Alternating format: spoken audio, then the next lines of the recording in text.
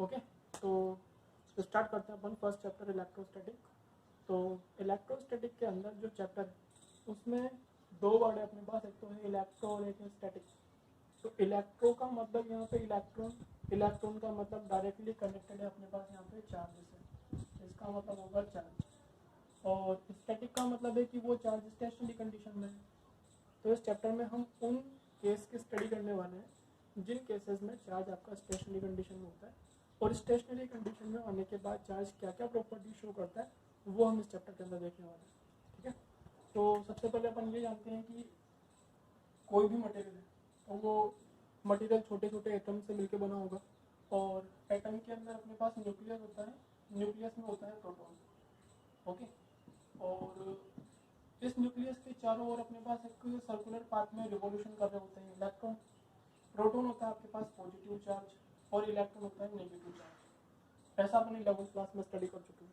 Okay, तो जितने amount का पॉजिटिव चार्ज न्यूक्लियस के अंदर होता है, सेम उतने ही अमाउंट का नेगेटिव चार्ज बाहर होता है इलेक्ट्रॉन के फॉर्म में। तो टोटल चार्ज कितना होगा इसका? टोटल चार्ज अपने पास यहाँ पर हो चुका है इसका 0। ठीक है, या हो सकते हैं कि आपका जो एटम होता है आइसोलेटेड कंडीशन में आपका एटम होता है इलेक्ट्रिकली न्यूट्रल। ठीक है, अब हमें अगर इस मटेरियल को चार्ज करना है तो चार्ज करने का क्या तरीका होगा? या तो इस मटेरियल को हम इलेक्ट्रॉन दे दें या फिर इसमें से कुछ इलेक्ट्रॉन निकाल लें। दो ही तरीके से हम इसको चार्ज कर सकते हैं। अगर हम इस मटेरियल को इलेक्ट्रॉन सप्लाई करते हैं तो देखो अभी जब ये एटम आइसोलेटेड कंडीशन में था, जितना पॉजिटिव चार्ज उतना नेगेटिव चार्ज। ठीक है ना, जैसे कि प्लस क्यू तो इसका न्यूक्लियस में है और माइनस क्यू इसका आउटसाइड है न्यूक्लियस के बाहर इलेक्ट्रॉन के फॉर्म में, तो टोटल चार्ज 0 है। अगर आपने इसको इलेक्ट्रॉन सप्लाई की तो इलेक्ट्रॉन सप्लाई करने से नेगेटिव चार्ज बढ़ जाएगा और ओवरऑल जो वैल्यू आएगी वो आ जाएगी आपके पास नेगेटिव। तो आपका एटम हो जाएगा नेगेटिवली चार्ज। ठीक है, इसी तरीके से अगर किसी ऑब्जेक्ट को हमें पॉजिटिव चार्ज करना है तो उस कंडीशन में हम इस मटेरियल में से इलेक्ट्रॉन बाहर निकाल देंगे। ठीक है, इलेक्ट्रॉन अगर आपने बाहर निकाले तो उस कंडीशन में जो आपका नेगेटिव चार्ज है वो डिक्रीज हो जाएगा और ओवरऑल आपका जो आंसर आ जाएगा वो आ जाएगा पॉजिटिव। तो इस तरीके से इलेक्ट्रॉन निकाल करके या उस मटेरियल को इलेक्ट्रॉन दे करके हम उसे पॉजिटिवली या नेगेटिवली चार्ज कर सकते हैं। ठीक है, अब बात यहाँ पर यह आ सकती है कि इलेक्ट्रॉन ही क्यों बाहर निकालें या इलेक्ट्रॉन ही क्यों दें? हम कैसे पॉजिटिव चार्ज जो कि प्रोटॉन की फॉर्म में है क्या वो बाहर नहीं निकाल सकते? ठीक है, तो यहाँ पर ये ध्यान रखना हमें कि प्रोटॉन आपका है न्यूक्लियस के अंदर, और न्यूक्लियस के अंदर इस पर यूनिवर्स का सबसे स्ट्रॉन्ग फोर्स लगा हुआ है जो कि न्यूक्लियस फोर्स है। उस फोर्स की वजह से प्रोटॉन का बाहर आना पॉसिबल नहीं होता है। तो जनरली हम या तो इलेक्ट्रॉन निकाल सकते हैं या इलेक्ट्रॉन दे सकते हैं। इसी फॉर्म में किसी ऑब्जेक्ट को चार्ज दिया जा सकता है। ठीक है, तो ये बात हो गई किसी भी ऑब्जेक्ट को किस तरीके से चार्ज किया जाएगा। अब बात यहाँ पर यह आती है कि जो हम वर्ड यूज कर रहे हैं चार्ज, इसका क्लियर मीनिंग हो चुका है इलेक्ट्रॉन। चार्ज जब भी किसी ऑब्जेक्ट को देंगे तो वो इलेक्ट्रॉन के फॉर्म में ही ट्रांसफर होता है। ठीक है, अब यहाँ पर ये भी इंपॉर्टेंट पॉइंट है कि इस ऑब्जेक्ट को जो हम चार्ज दे रहे हैं वो इलेक्ट्रॉन का कंप्लीट मल्टीपल ही होगा। जैसा कि हमने इसको एक इलेक्ट्रॉन दिया, 2, 3, 4, सबसे छोटी यूनिट क्या हो गई चार्ज की? फिर सबसे छोटा स्मॉलेस्ट चार्ज तो वो हो गया अपने पास charge on 1 electron. Charge on 1 electron ये अपने पास यहाँ पे स्मॉलेस्ट चार्ज है। इससे छोटा चार्ज पॉसिबल नहीं हो सकता। ठीक है, तो इसे अपन बोल सकते हैं यहाँ पर चार्ज का क्वांटा। क्वांटा क्या होता है? क्वांटा का मीनिंग है आपकी किसी भी फिजिकल प्रॉपर्टी की सबसे छोटी यूनिट। सबसे छोटी यूनिट जैसे कि अपन मनी की बात करें तो मनी की सबसे छोटी जो अपने पास यूनिट है वो है 1 रुपी। जब भी हम मनी को ट्रांसफर करते हैं तो वो 1 रुपी का कंप्लीट मल्टीपल की फॉर्म में ट्रांसफर होता है।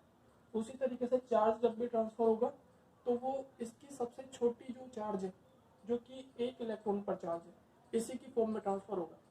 ठीक है, तो सबसे छोटी जो यूनिट होती है सबसे स्मॉलेस्ट यूनिट उसको बोलते हैं अपन क्वांटा।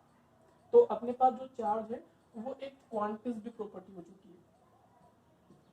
क्वांटाइज्ड प्रॉपर्टी क्या होती है? क्वांटाइज्ड प्रॉपर्टी कोई भी ऐसी प्रॉपर्टी जो उसकी सबसे छोटी सबसे स्मॉलेस्ट यूनिट का कंप्लीट मल्टीपल हो, उसे बोल सकते हैं अपन यहाँ पे क्वांटाइज्ड प्रॉपर्टी। जैसा कि मैंने एग्जांपल लिया, अगर मैं मनी की बात करूँ ना, तो मनी में आपके पास स्मॉलेस्ट यूनिट क्या होती है, स्मॉलेस्ट यूनिट इसकी हो सकती है अपने पास 1 रुपी, ठीक है। इसका आप अगर कंप्लीट मल्टीपल करते हो तो फिर आपके पास यहाँ पे कितनी भी मनी हम ट्रांसफर कर सकते हैं in the form of integral multiple of smallest unit. इसी तरीके से अपने पास यहाँ पे दूसरा एग्जांपल जो अपन चार्ज का लेके चल रहे हैं, तो चार्ज की सबसे स्मॉलेस्ट यूनिट अपने पास क्या हो जाएगी, स्मॉलेस्ट यूनिट वो हो जाएगी अपने पास 1 इलेक्ट्रॉन। तो किसी भी ऑब्जेक्ट पे जो चार्ज होगा वो 1 इलेक्ट्रॉन पे चार्ज का n टाइम्स मल्टीपल होगा, ठीक है। जब भी आपके पास इलेक्ट्रॉन ट्रांसफर होंगे, 1 electron, 2 electron, complete number of electron transfer होते हैं। कभी भी 4.5, 5.5 इस टाइप के इलेक्ट्रॉन हम ट्रांसफर नहीं कर सकते, ठीक है। तो ये फॉर्मेट हमें ध्यान रखना है, जिस पर बेस्ट कुछ न्यूमेरिकल्स भी हम देखेंगे, ठीक है। इसको बोलते हैं क्वांटाइज्ड प्रॉपर्टी। तो एक प्रॉपर्टी क्लियर हो चुकी है चार्ज की कि चार्ज एक क्वांटाइज्ड प्रॉपर्टी है, ओके। अब इसके ऊपर बेस एक छोटा सा न्यूमेरिकल है, वो हम यहाँ पर देखते हुए चलते हैं।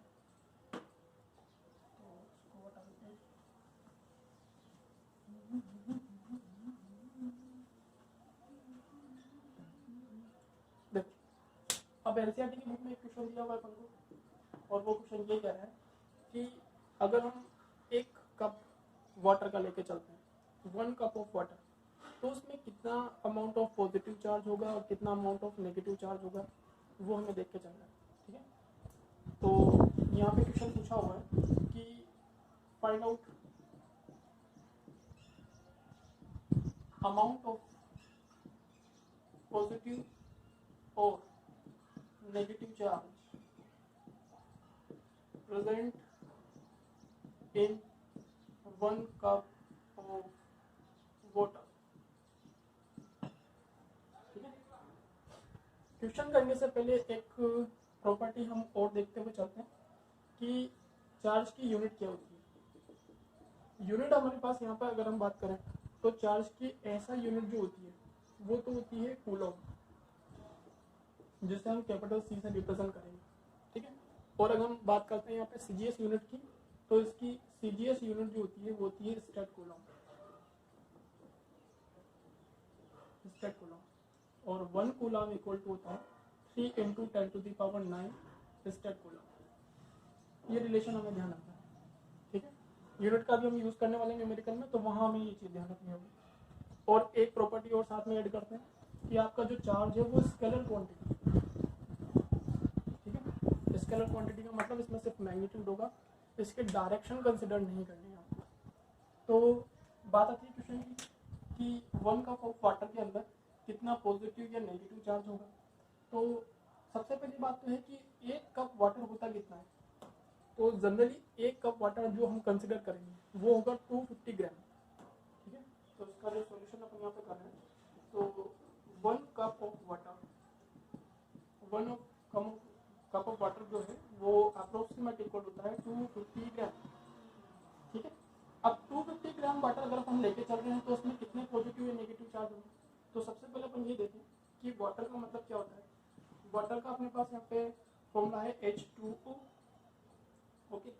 तो H2O का अगर हम एक एटम लेके चलें तो उसमें कितने इलेक्ट्रॉन्स होंगे, 1 एटम। तो मैं यहाँ बात कर रहा हूँ कि number of electrons in 1 atom of H2O। तो देखो हाइड्रोजन 2 बार आ रहा है यहाँ पे, तो 2 इलेक्ट्रॉन तो इसके हो गए, प्लस इसके कितने हो गए, ऑक्सीजन में एटॉमिक नंबर कितना होता है 8, तो 8 इलेक्ट्रॉन इसके हो गए, तो टोटल इलेक्ट्रॉन कितने हो गए 10 इलेक्ट्रॉन। ये सिर्फ एक एटम के अंदर नंबर ऑफ इलेक्ट्रॉन्स आ चुके हैं। एक्चुअली हमें क्या है कि चार्ज कैलकुलेट करना है, और चार्ज कैलकुलेट करने का फॉर्मूला ये है, सबसे पहले आप नंबर ऑफ इलेक्ट्रॉन कैलकुलेट करोगे, उसके बाद आप उसको एक इलेक्ट्रॉन पे जो चार्ज है उससे मल्टीपल कर देंगे, तो टोटल चार्ज निकल जाएगा। तो अभी हमारा प्रोसीजर चल रहा है नंबर ऑफ इलेक्ट्रॉन्स कैलकुलेट करने के ऊपर। अभी हमने सिर्फ एक एटम पर ही नंबर ऑफ इलेक्ट्रॉन्स कैलकुलेट किए। अब 250 ग्राम के अंदर कितने एटम्स होंगे, तो इसके लिए अपन ये कंसेप्ट लगाते हैं मोल कंसेप्ट। और मोल कंसेप्ट क्या कहता है वो देखते हैं।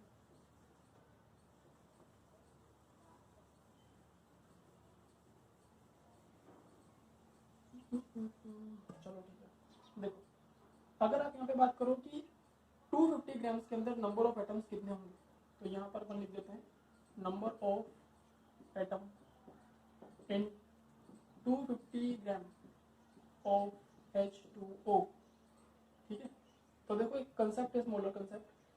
अगर अपन ने इसका जो मास नंबर होगा उस मास नंबर के इक्वल अगर आपने ग्राम लिए तो वो 1 मोल के बराबर होता है। जैसे कि इसका मास नंबर कितना होगा, हाइड्रोजन का तो होता है 1H1, ठीक है, 2 बार है तो यहाँ 2 हो जाएगा। और ऑक्सीजन की बात करें तो 16 होता है, 16 ही हो गया, तो कितना हो गया 18। मास पर कितना हुआ हाइड्रोजन के एक एटम का 18 ग्राम। ठीक है ना, अगर मैं 18 ग्राम यहाँ पर कंसिडर करता हूँ टोटल मास नंबर तो वो होगा 1 मोल के इक्वल। और 1 मोल में नंबर ऑफ एटम्स होते हैं आपके पास एक अवोगाड्रो नंबर के इक्वल। तो 18 ग्राम में नंबर ऑफ एटम्स कितने हो गए 6.023 10 टू द पावर 23। ये 18 ग्राम में हुआ। हमें कितने में चाहिए, number of atom present in 250 grams. तो यहाँ लिखेंगे 250 ग्राम्स में कितना हो जाएगा, तो 250 ग्राम में हो जाएगा 6.023 into 10 to the power 23 divide by 18 into 250। ये हमारे पास यहाँ पे नंबर ऑफ एटम्स आ चुका है present in 250 gram of H2O।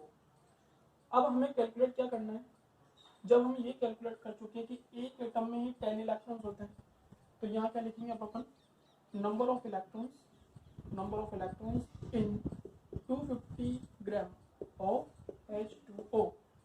तो वो कितना हो जाएगा हमको, तो वो हो जाएगा अपने पास equal to 6.023 into 10 to the power 23 into 250 divide by 18 into 10।